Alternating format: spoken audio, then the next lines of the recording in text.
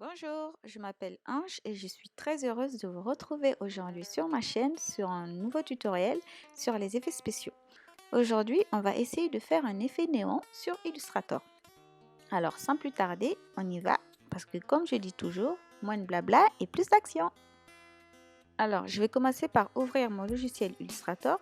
Pour mon plan de travail, j'ai pris 500 pixels sur 500 parce que là, je n'en ferai pas une utilisation particulière. Après vous, en fonction de la sortie que vous souhaitez faire et de l'utilisation que vous comptez faire après de votre fichier, vous choisirez donc un format adapté. Alors, je vais commencer par créer un polygone que je vais transformer en triangle. Et pour le contour, je vais choisir la couleur blanche. Et je vais garder le contour à 2. Maintenant, je vais dupliquer ce polygone et je vais changer sa couleur en plus foncé. Et je vais augmenter le contour à 5 à peu près, histoire qu'il soit plus grand. Et je vais aller l'ajouter un effet d'atténuation.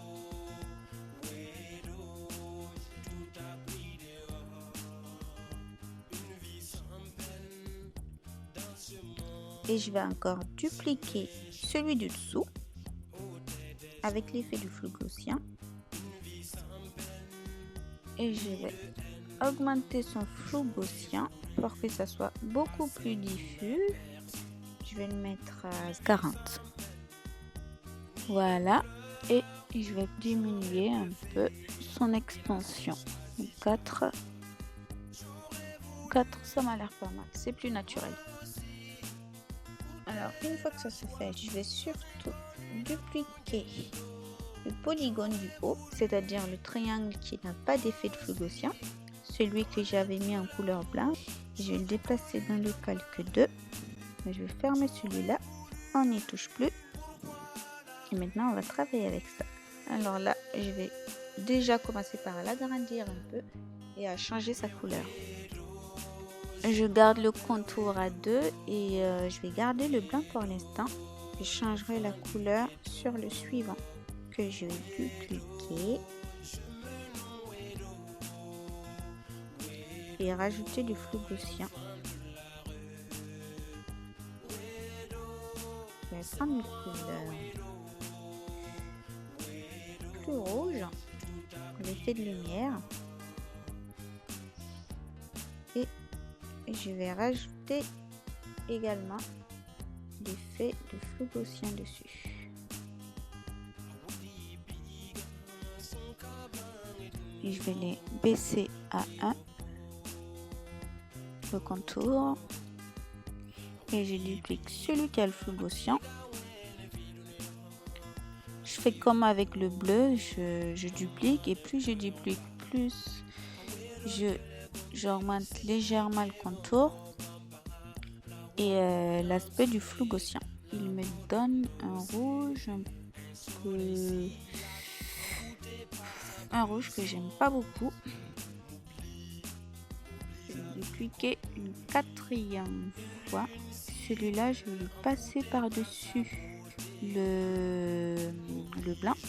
Le rouge est déjà plus présent. Je vais augmenter son contour à 7 parce que je veux qu'il soit beaucoup plus diffus pour que je puisse voir le blanc derrière. Là, ça fait trop.